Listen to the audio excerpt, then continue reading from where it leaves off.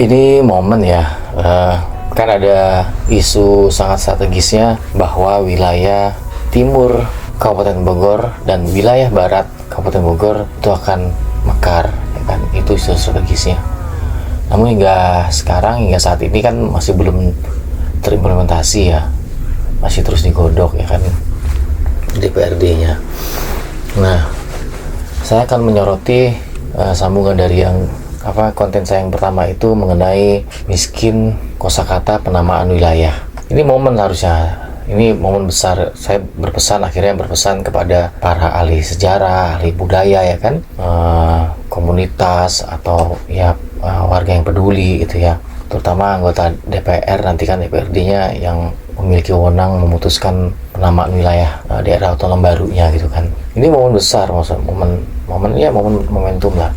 Jangan sampai, kan kita harusnya sudah punya rujukan ya, baik yang dia tidak menggunakan nama yang dibayang-bayangi oleh wilayah induknya, atau dia nama yang dibayang-bayangi oleh wilayah induknya gitu kan. Contoh kayak Banten, Provinsi Banten pada saat mekar ya tahun 2000 ya kalau nggak salah, dia tidak terbayang-bayangi oleh provinsi induknya gitu kan. Tidaklah terbayang-bayangi oleh penamaan apa ya, kita provinsi menjadi provinsi Jawa Barat Daya kah, atau menjadi provinsi Jawa Barat sekali gitu kan. Enggak juga kan, mereka mempersiapkan nama sendiri ya, tentunya ya tadi ahli sejarah ya kan, ahli budaya, masyarakat ya kan, sumbang saran, sumbang ide, sumbang gagasan gitu kan, sehinggalah dicari sebuah nama gitu kan. Nama loh, kenapa saya katakan Banten itu nama ya, karena Banten itu nama. Kalau Jawa Barat itu bukan nama, dia wilayah Pulau Jawa yang berada di bagian barat. Itu kayak mata angin ya. Sehingga orang-orang pada saat itu mungkin ya praktis aja lah, karena dia di posisi di barat, sehingga kita namakan menjadi Jawa Barat. Padahal tidak. Yogyakarta tidak dibayang-bayangi oleh Pulau Jawa ya kan, penamaannya Jawa Selatan tidak ya kan. Nah, mereka mencari nama sendiri. Nama Gorontalo pada saat mau memekarkan diri, dia tidak terbayang-bayangi oleh Sulawesi Utara gitu kan.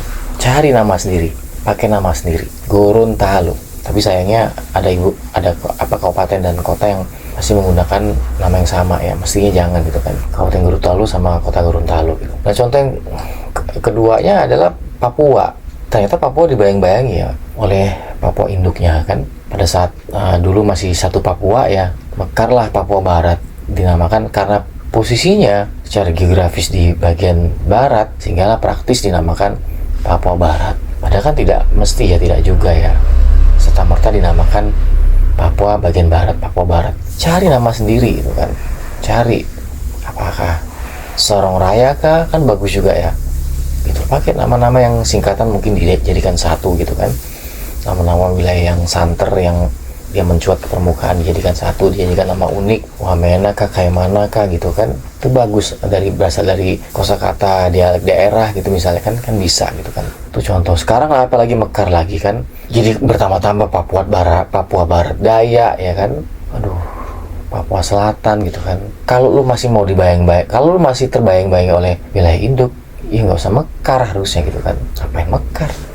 Masih dibayang-bayangi gitu loh. Harusnya ya kreatif, cari nama sendiri gitu loh. Kreatif, cari nama sendiri.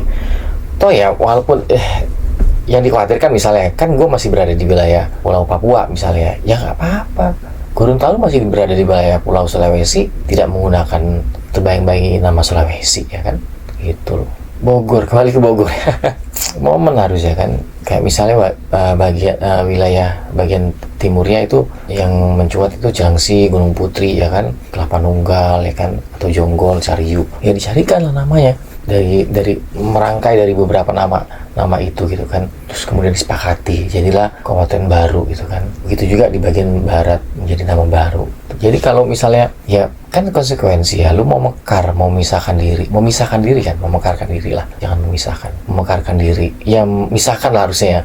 Kalau memekarkan tuh memang masih, nah makanya bahasa memekarkan tuh kan masih ada sangkut pautnya dengan induk ya kan, memekarkan masih ada bagian. Tapi kalau memisahkan, dia sudah terpisah ya kan, gitu loh. Sama kayak anak memisahkan diri, akhirnya dia sudah menikah anak ya kan, memisahkan diri dari orang tuanya, ibu bapaknya, sehingga kartu keluarganya kan dia bikin sendiri akhirnya kan, tidak terbayang-bayangi oleh kartu keluarga bapaknya gitu kan.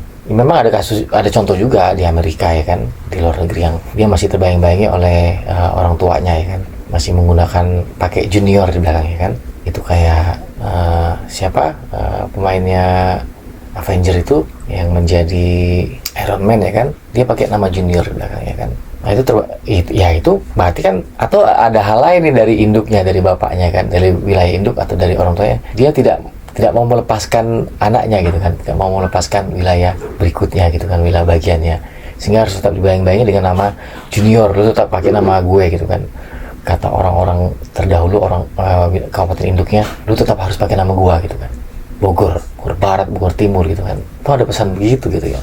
Coba gimana pendapat para netizen di Kabupaten Bogor, yang terutama khususnya untuk yang mekar nanti ya, KBB dan KBT ya katanya, Kabupaten Bogor Barat dan Kabupaten Bogor Timur. Coba cari ide, cari nama yang seunik mungkin, sebagus mungkin gitu kan. Jangan sampai terbayang-bayangi oleh kabupaten induk gitu kan. Pilih antara mau memisahkan diri atau hanya memekarkan diri saja gitu kan.